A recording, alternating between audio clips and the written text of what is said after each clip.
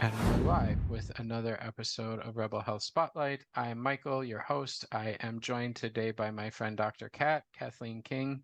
Thanks for being here. Thank you. Thank you for having me. Yeah, it's going to be fun. I always enjoy any time that we get to connect. So,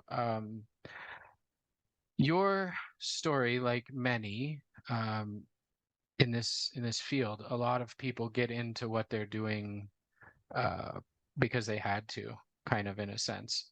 So I'm not going to spill the beans or go too much into it. I want you to tell people a little bit about yourself and your story and what you do and your platform and all that. So let's start at the beginning and we'll get to the present. Okay, sure. Why I do what I do, or A little about your story, like how you became Dr. Cat. yeah. Well, I grew up in a situation where I was desperately trying to be better than my family and be nothing like them. So I'm going to say it that way because I became that overachieving, go, go, go. I'm going to defeat the odds and get out of this little town and become something to avoid how crappy I felt inside. So not only was I the first one to graduate high school as valedictorian, I became a doctor and I did the opposite of the family line. And this is so important. I became a doctor of physical therapy. And I had high hopes of being able to help the world and do all sorts of things as far as that route. And I got sick, which was totally predicted by the childhood ACEs study that if you have a certain amount of trauma, eventually, you end up often sick. I had that 9 out of 10 ACEs score, high achieving perfectionist that ended up sick. And so I had these skills as a physical therapist, a lot of mind body medicine training, but now I was on my own journey to help myself. And I had all sorts of things like Lyme disease, mold toxicity, parasites, viral infection, Wow. and it really took me out. I wasn't even able to work. So you're an overachiever in chronic disease as well. Yeah, I really That's quite like the to do it list. all, Went for it. and Yeah. Hold and on. I Before we go yeah, further, can you share just a little bit about the ACEs study and what that is? I think a yeah, lot of sure. people know, but I want to make sure everybody understands what that means. Well, you can Google it. It would be the Kaiser Permanente Childhood ACEs test, and you can take it. It's 10 questions. And depending how many questions out of 10 you answer yes to, it's a predictor of chronic illness later in life. And so it's a really simple test. And I remember when I took it, I thought I grew up in a normal, well, I grew up in northern Michigan, and a lot of people had a lot of dysfunction. And I thought, well, yeah, it was a little worse than others. And the test result was, yeah, 9 out of 10. And that's a high indicator. I mean, 4 out of 10 is a high indicator of having some type of chronic illness. And so it's a way of maybe getting a prediction that working on your nervous system and working on healing your trauma patterns and family of origin issues might be in your best interest to avoid some type of long-term health challenge. Yeah, it's really incredible. I still remember the first time I was presented with that information. I was at a conference and I saw a woman named Nikki Gratrix give a presentation about the ACEs study and about, if you score here, you're this many times more likely to have addiction. If you score here, you're this many times more likely to commit suicide. If you score here, and the numbers, and it wasn't small numbers, like it was 6 times, 10 times, 12 times, like 80% more. Like, and I was sitting there and I'd been in this field of functional medicine and nutrition and for maybe 5 years at the time, maybe a little longer, and I'd never heard of this.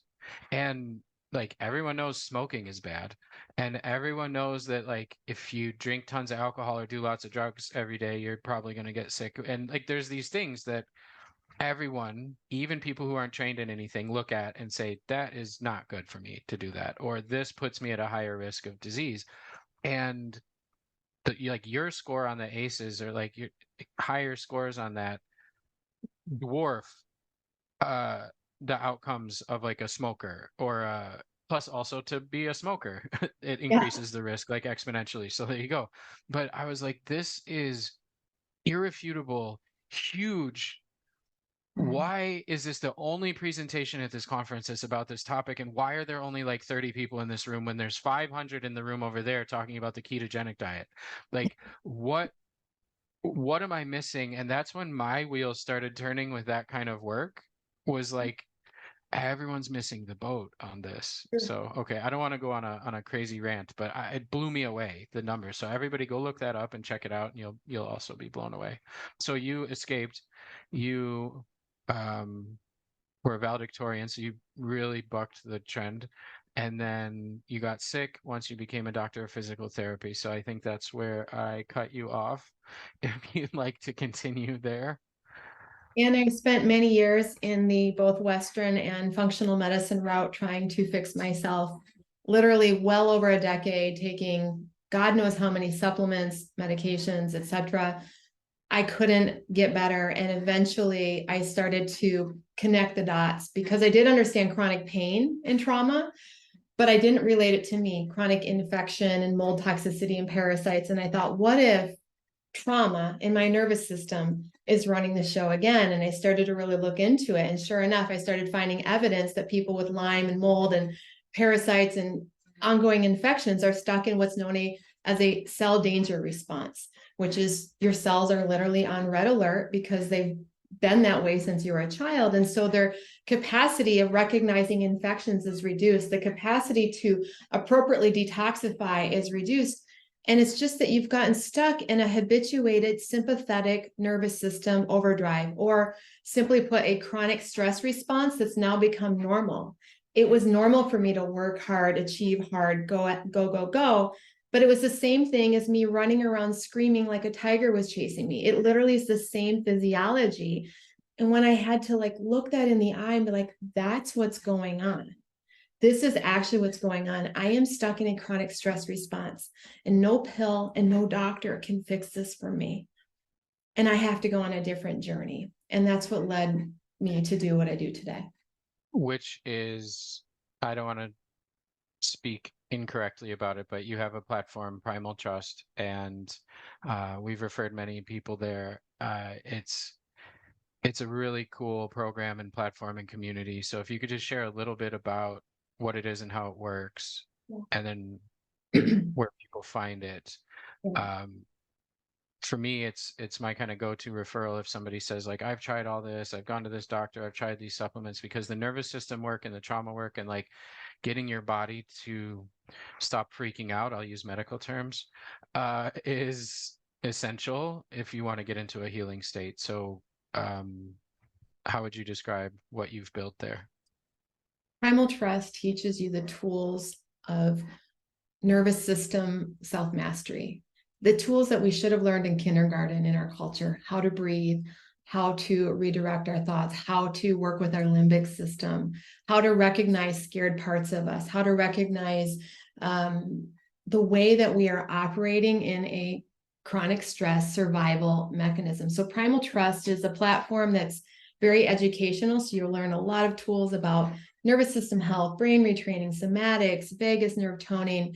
But we also go into trauma understanding so that people can become aware that they might have parts of them that are running their physiology, literally running their physiology. And when they're so frustrated they're not getting well, a part of them might have a reason for creating the symptoms that is being created. So you learn both self-mastery of the nervous system, but also trauma awareness, which really is it's a platform to teach the journey I had to go on to be able to move into a different paradigm of what chronic illness is and how to work with it. And so I hope to be able to help others to be able to make that paradigm shift out of just dependency on functional medicine or Western medicine, and to find a more self-empowering way to work with their body. And it doesn't mean that they don't do medicine or supplements. I'm not against it, but there is something that we can do inside of ourselves when we start learning how to self-regulate our own biology.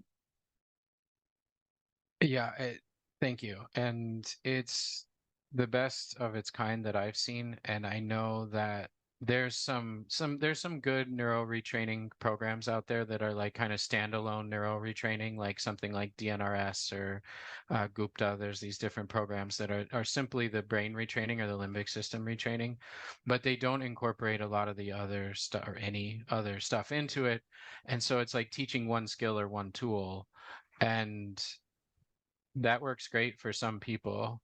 And also it doesn't for some people, and they need some other approach. And so you've got it like kind of tiered for where people are at a little bit too.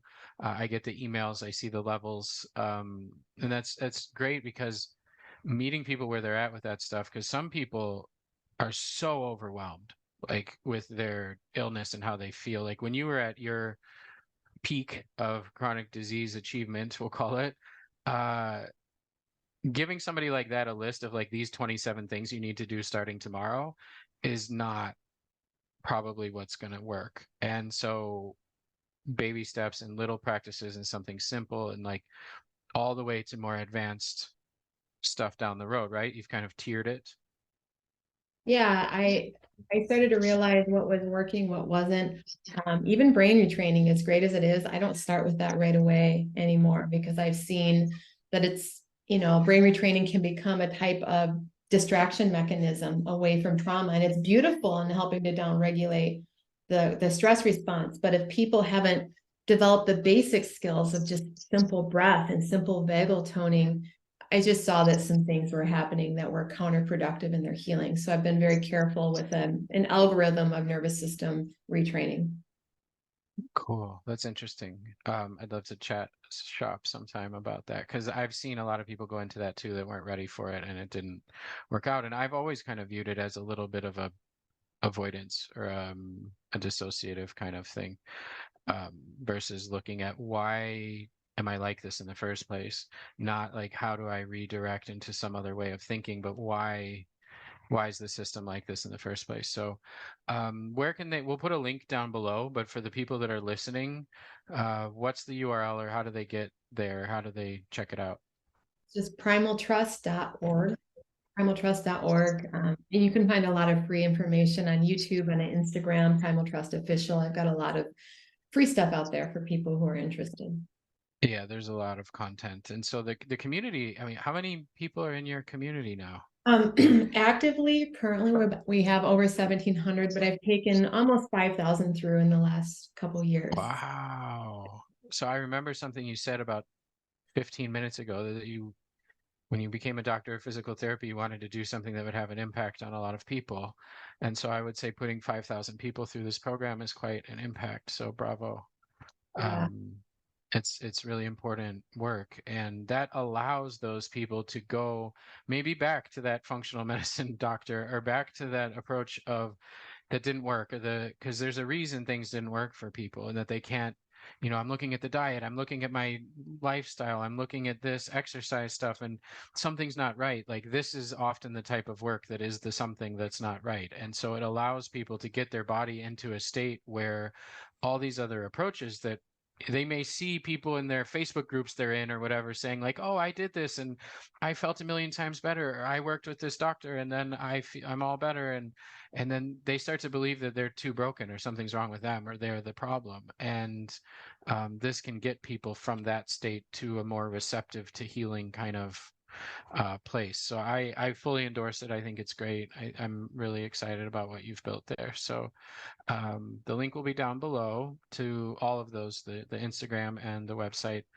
And I'm curious if you could drop a few take homes for people that are curious. Like we've just talked in kind of general theory around some practices or something you can do. You mentioned the breath, you mentioned nervous system regulation or any of that. So if you could drop a couple of your kind of go-to, maybe beginner level practices that somebody could try like tomorrow that's simple and easy to do that might move the needle a little for them, what would that be?